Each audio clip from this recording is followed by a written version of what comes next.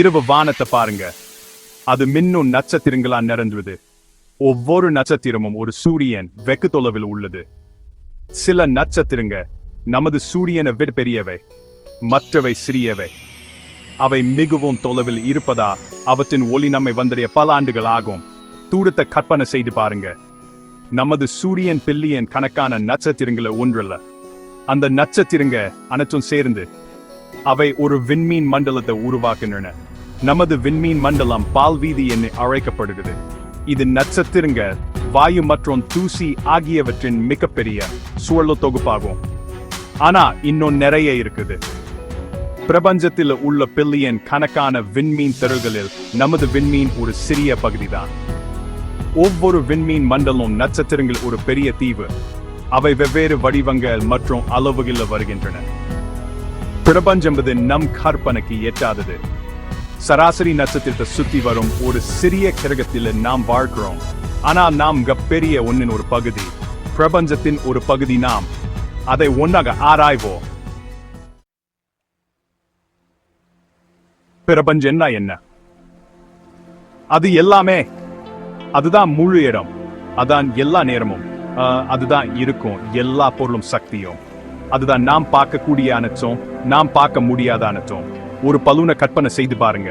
இப்போது பலூன் விரிவடைவதை கற்பனை செய்து பாருங்க. அது பிரபஞ்சம் போன்றது. அது தொடர்ந்து விரிவடைகிறது, ஒவ்வொரு நொடியும் பெரிதாகுது. ஆனா அது எதில் விரிவடைது? அதான் மிகப்பெரிய மர்மங்களை ஒன்று. பிரபஞ்சம் விசித்திரமான மற்றும் அற்புதமான விஷயங்களால் நிறைஞ்சுள்ளது. கருந்துளைகள் உள்ளன. அங்கு ஈர்ப்பு விசை மிகவும் வலுவாய் இருப்பதா எதுவும் தப்பிக்க முடியாது. ஒளி சூடு இல்லை. சூப்பர் நோவா என அழைக்கப்படும் வெடிக்கோன் நட்சத்திரங்கள் உள்ளன. அவை மிகவும் பிரகாசமாய் இருப்பதா அவை முழு விண்மீன் திரள்களையும் மிஞ்சும். பிரபஞ்சமும் மர்மங்களால் நிறைந்துள்ளது. இருண்ட விஷயம் மற்றும் இருண்ட ஆற்றல் ஆகியவை பிரபஞ்சத்தின் பெரும்பகுதியை உருவாக்குகின்றன.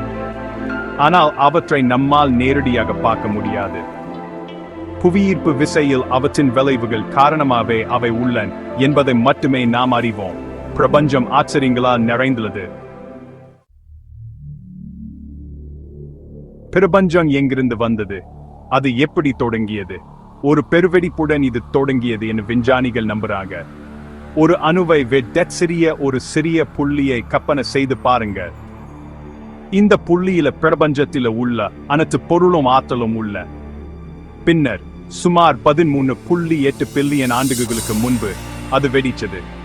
பெருவெடிப்பு என்பது விண்வெளியில் ஒரு வெடிப்பு அல்ல. அது விண்வெளியின் விரிவாக்கமே ஆகும். அப்போதிருந்து பிரபஞ்சம் விரிவடைந்து குளிர்ந்து வருகிறது. அது குளிர்ச்சியடையும் போது நட்சத்திரங்களும் விண்மீன் திரள்களும் உருவாகத் தொடங்கின. பெருவெடிப்பு கோட்பாடு நிறைய சான்றுகளால் ஆதரிக்கப்படுகிறது.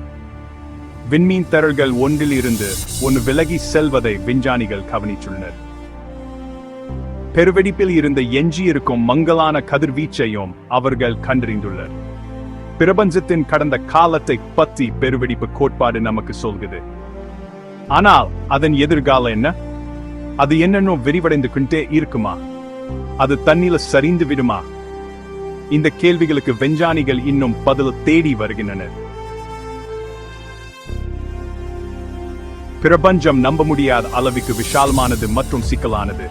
இது விண்மீன் திரள்கள், நட்சத்திரங்கள், கிரகங்கள் மற்றும் பலவற்றால் நிறைந்துள்ளது. விண்மீன் திரள்கள் என்பது நட்சத்திரங்கள், வாயு மற்றும் தூசி ஆகியவற்றின் விஷால் தொகுப்புகள் ஆகும். அவை ஈர்ப்பு விசையால் ஒன்றாக இணைக்கப்பட்டுள்ளன. அவை வெவ்வேறு வடிவங்கள் மற்றும் அளவுகளில் வருகின்றன. நமது விண்மீன் மண்டலமான பால்வீதி ஒரு சுழல் விண்மீன் ஆகும். நட்சத்திரங்கள் என்பது சூடான வாயுவின் பிரம்மாண்டமான பந்துகள் ஆகும்.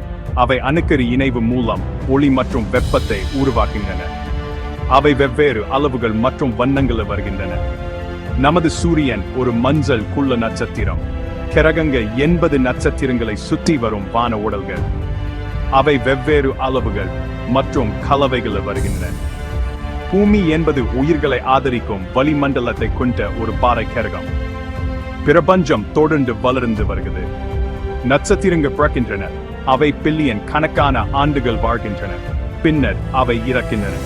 சில நட்சத்திரங்கள் சூப்பர் நோவா எனப்படும் பிரம்மாண்டமான வெடிப்புகளில் தங்கள் வாழ்க்கையை முடித்துக் கொள்கின்றன.